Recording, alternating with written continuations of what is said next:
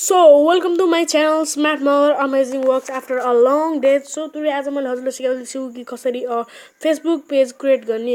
हजुर अगर एउटा युट्युबर हो भने हजुरले यो फेसबुक पेज बनाउन सक्नुहुन्छ।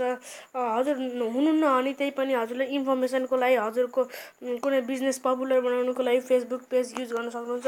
र सुरुमा फेसबुक पेज बनाउनको लागि फेसबुक एप्लिकेसन चाहिन्छ। सुरुमा फेसबुकमा जानुस्, त्यसपछि यो थ्री डट अप्सनमा गएर दाब्नुस्। त्यसपछि तल गएर क्रिएट पेज भन्ने लेखेको हुन्छ, त्यसमा जानुस्।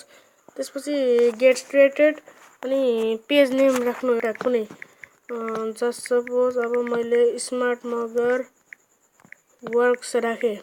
त्यसपछि डन गर्नुस्, त्यसपछि नेक्स्ट गर्नुस्। त्यसपछि यहाँ एउटा क्याटेगोरी सिलेक्ट गर्न हुन्छ।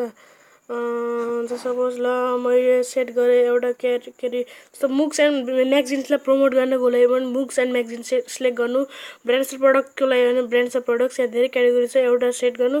हजुरले कुनै पनि मन परेन भने हजुरले अदर्स अप्सनमा जान सक्नुहुन्छ। र सब क्याटेगोरी पनि हजुरले चुज गर्नुपर्छ। अब के को लागि हो, फनको लागि हो कि इभेन्टको लागि हो कि कम्युनिटीको लागि हो कि एडको लागि हो। सो मैले चाहिँ भिजुअल आर्ट चुज गर्छु र नेक्स्ट गर्ने।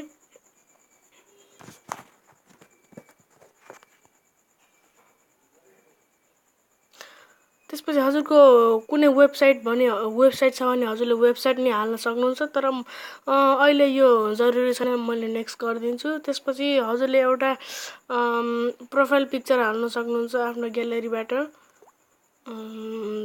सपोज ल मैले यो हालिदिएँ। यदि भिडियो राम्रो लाग्यो भने प्लिज लाइक, कमेन्ट, सेयर र सब्सक्राइब गरिदिनुहोस्।